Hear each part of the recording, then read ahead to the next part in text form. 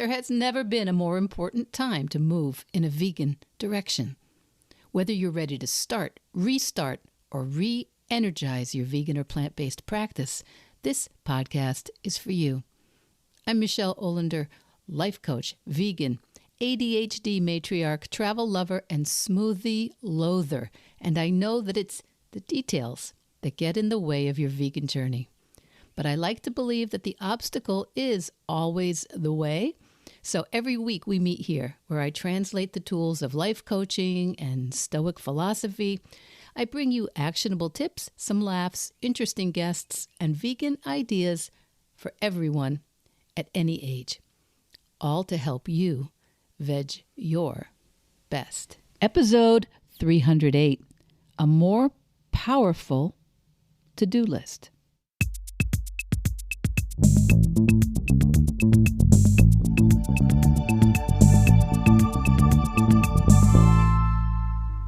Hi kids, it's Michele. It's the end of July. We've gotten to the end of July, and I have given you guys this summer so far, I think, a lot of heavy thinking, heavy lifting, heavy ponderous ideas over the past few episodes. And I've asked you to do things like contact your elected representatives and consider some rather dense books and think about creating a personal curriculum. And today I thought we needed a little bit less abstract, more concrete idea to talk about. We're going to talk about something that I know intellectually, something I've taught to others, but I noticed recently that I have not been doing. And I know you're going to hear this and you're going to say, that sounds a little duh, Michele.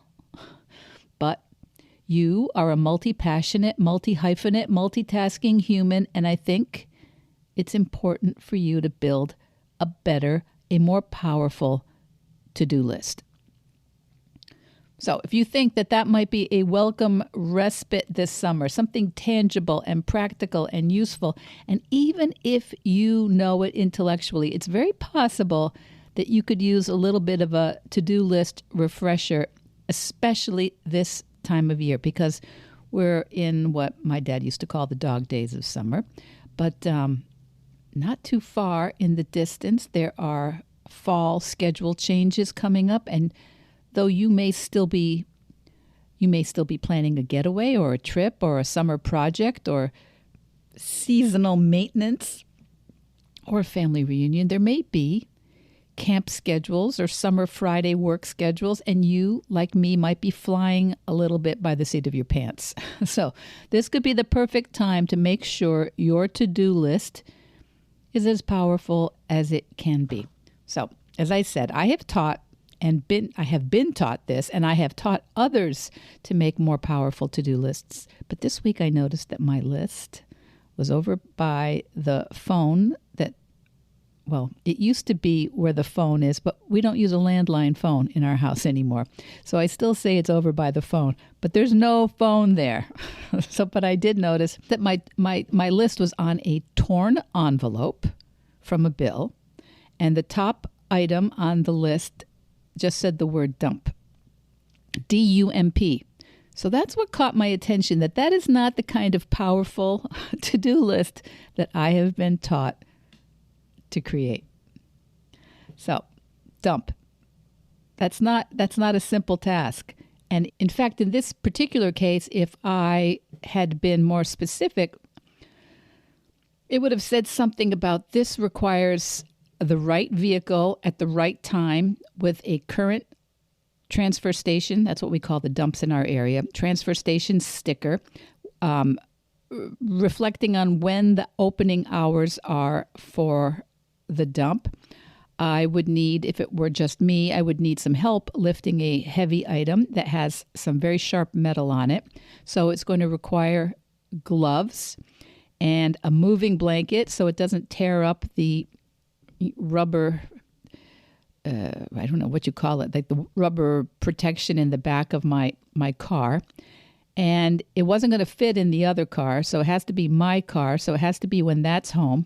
And while the item on the envelope, torn envelope, just said dump, another family member looking at that would not know that they could say, oh, I could help you with that, or I could do that.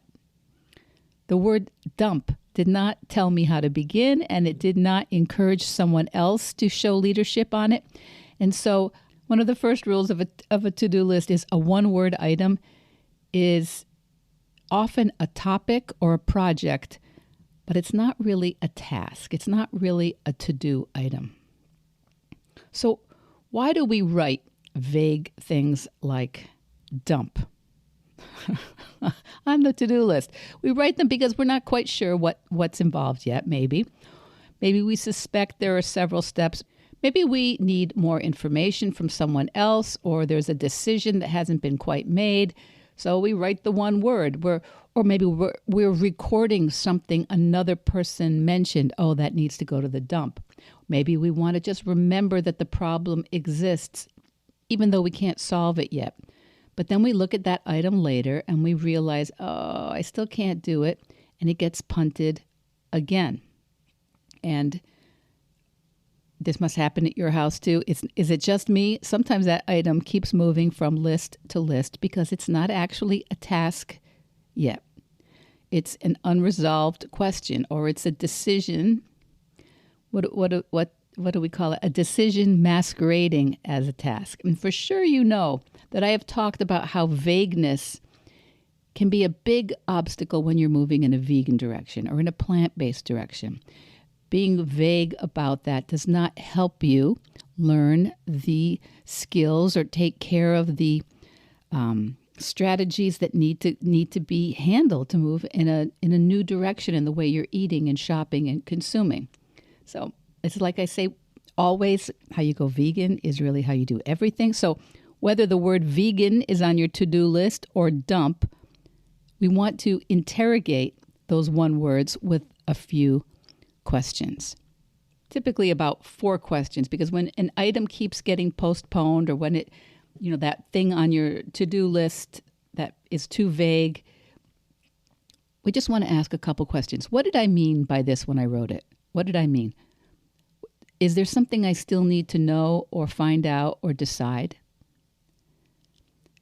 Does someone else need to be involved? Do I need to get somebody's buy-in or permission, or do I need their help? And regardless of the answers to the above questions, what's the next thing that I could actually do to move this along?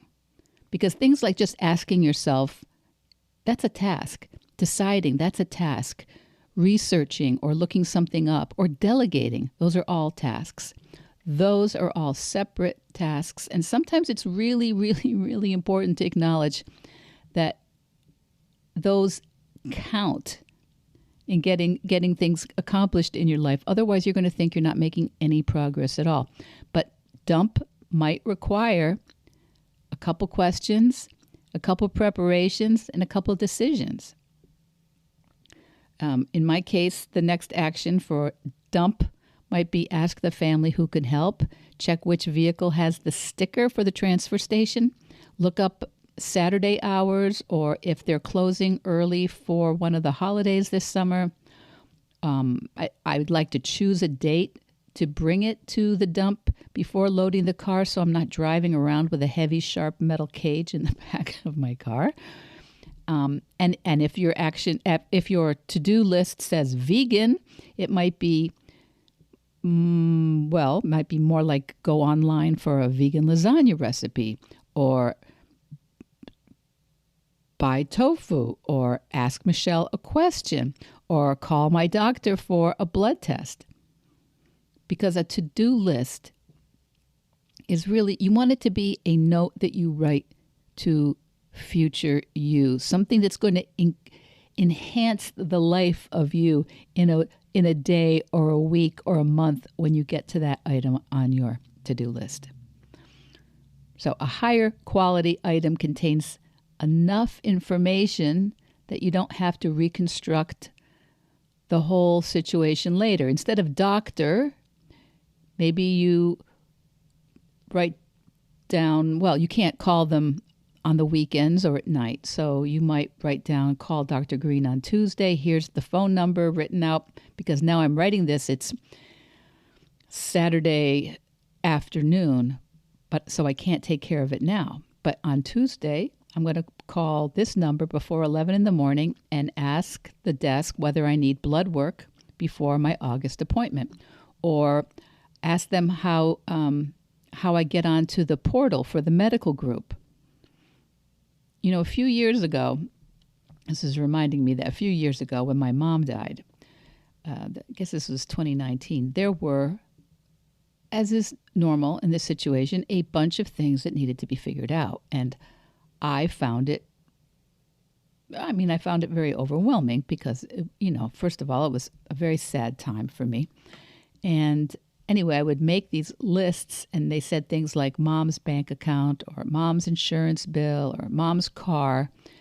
And when I looked at the list, I would be just so depleted because none of those really, I didn't know. When I looked at those items, I did not know what information we had or didn't have.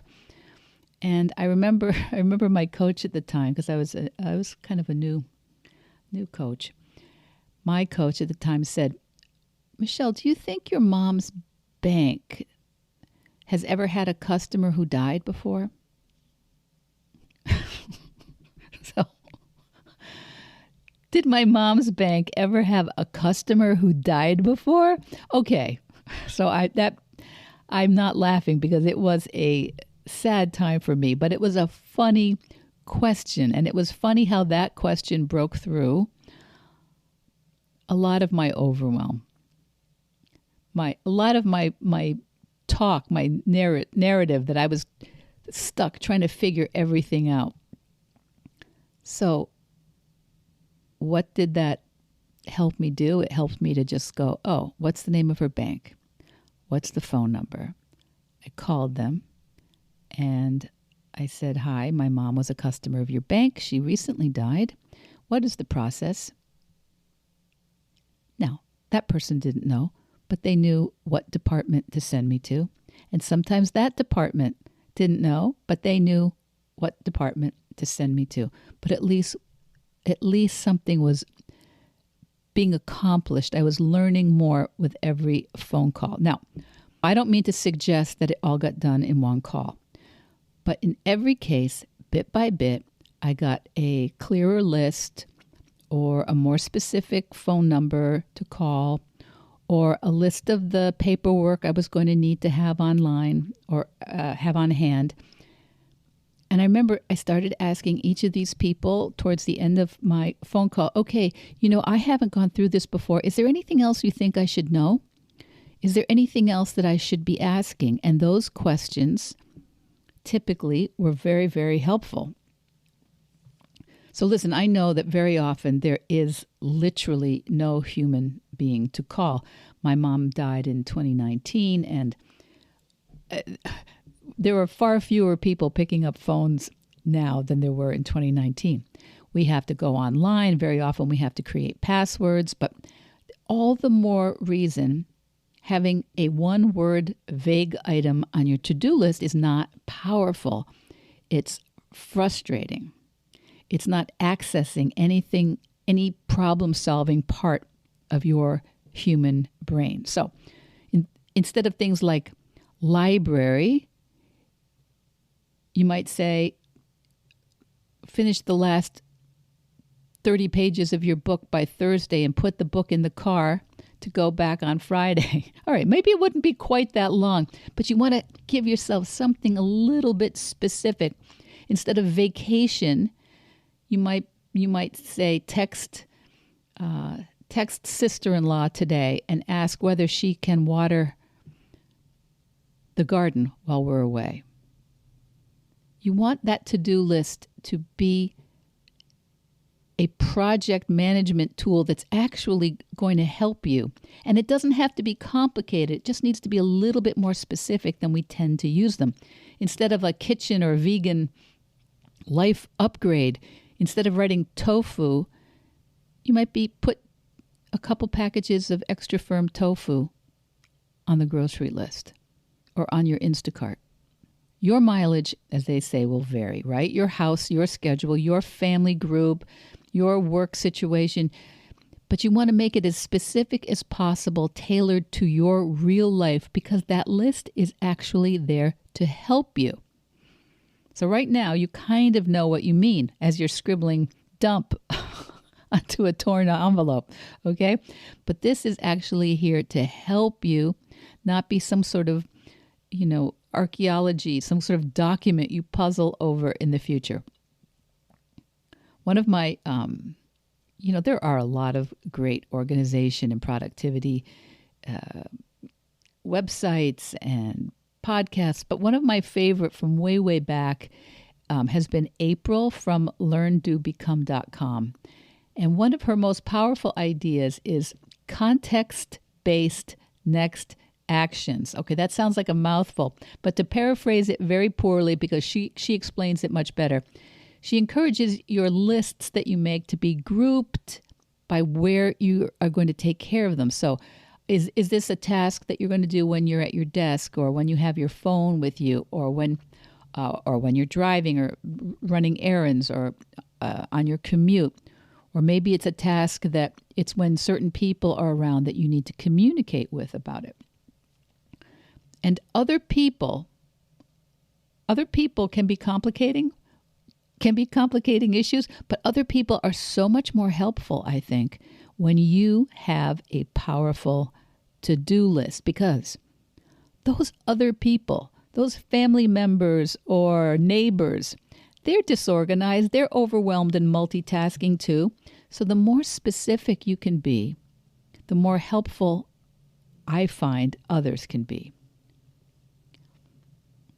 Now, the other thing that April from Learn, Do, Become reminds us to do is to use action verbs on your to-do list, because they're things like call, email, draft, schedule, log in, buy, order. So if it's an overwhelming kind of project, like when my mom died, it might be call brother, ask if he knows the answer, or choose one piece of mail that came into mom's address and see what we need to do. Now, I know what happens when you are encouraged to make the tasks much more specific and granular. If you're like me and a little bit greedy for a dopamine hit of crossing things off your list, so you start to put things on there that you can do in your sleep, like start the laundry or empty the dishwasher or make coffee.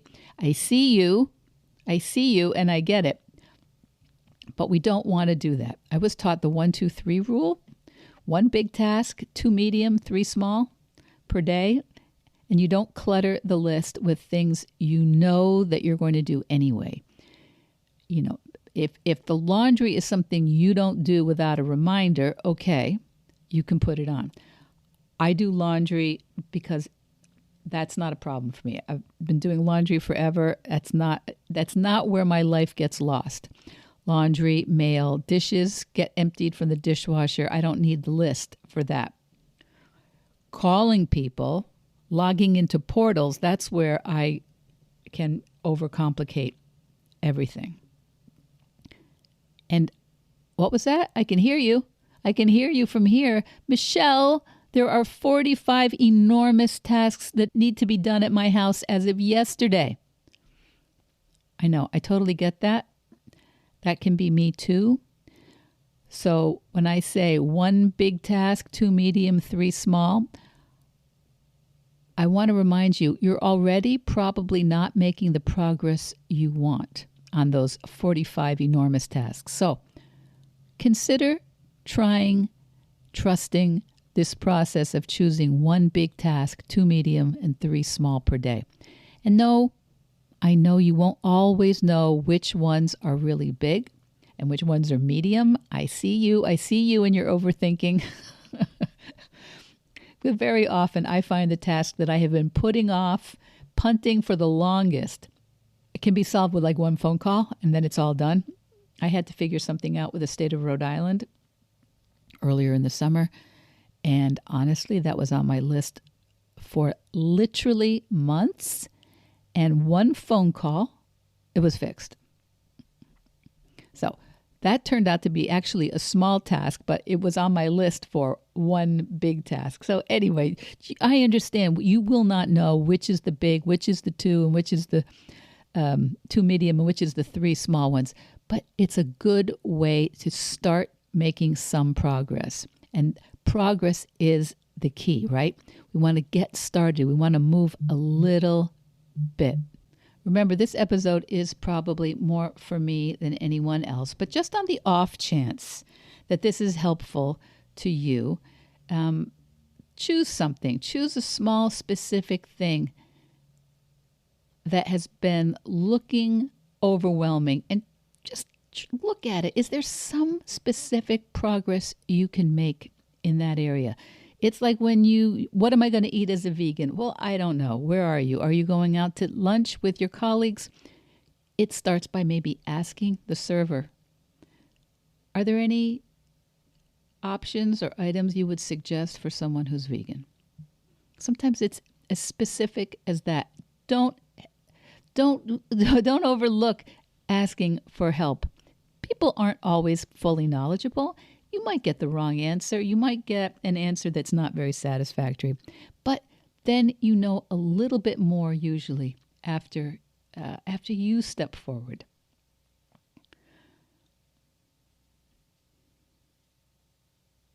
Now also remember, a small specific thing that you actually know how to go about and take off your to-do list or put on your calendar really advances the day. But bonus points if you can put that small specific task on someone else's calendar. So today, before I'm recording this, I asked a couple of my clients what are some vague one-word types of items on their to-do lists to confess what's on your to-do list that's kind of vague. And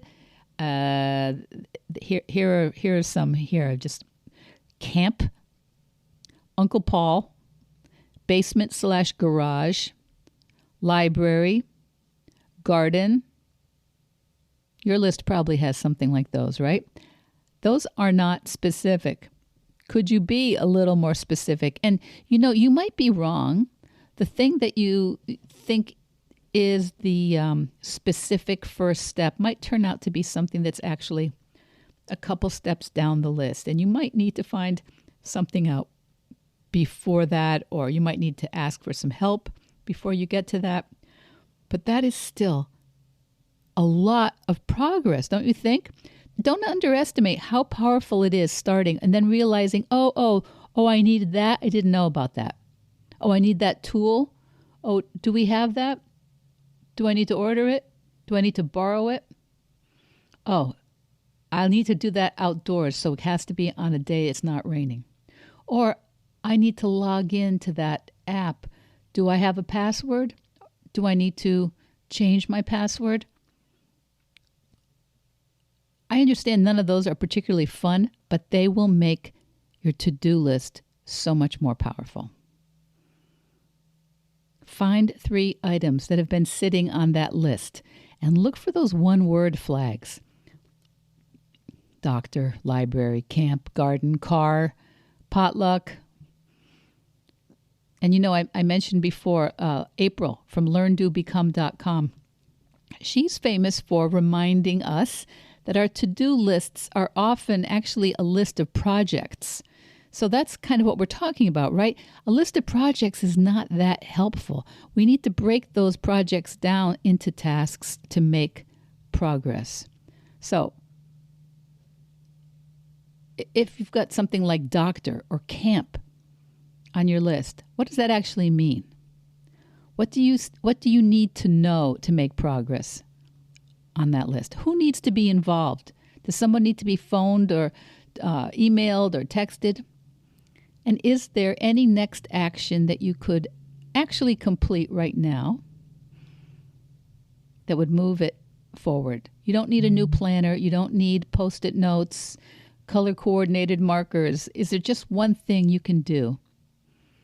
And then what would be the next thing? That's how to make a much more powerful to-do list. And it doesn't assume you already know how to complete everything, but it will tell you what you need to do next so you can find out. I've been in the situation so often where people say, well, what do you need to do? You go, I don't even know what I need. I don't even know what I need to find out. No one gets you more than I do on that topic. Very often I'm in that situation. I don't even know where to begin.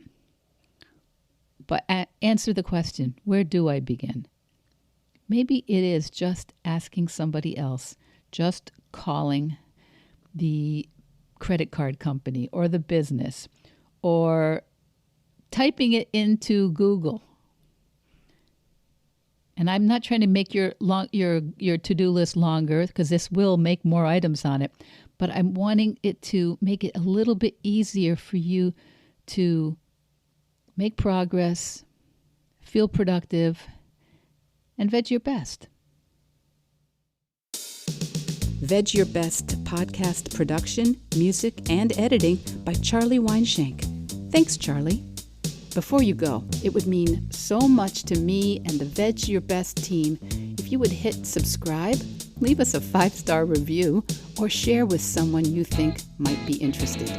Something about algorithms, it helps bump us up a little in the rankings, and that's the best way to help others find the podcast and for us to find our audience.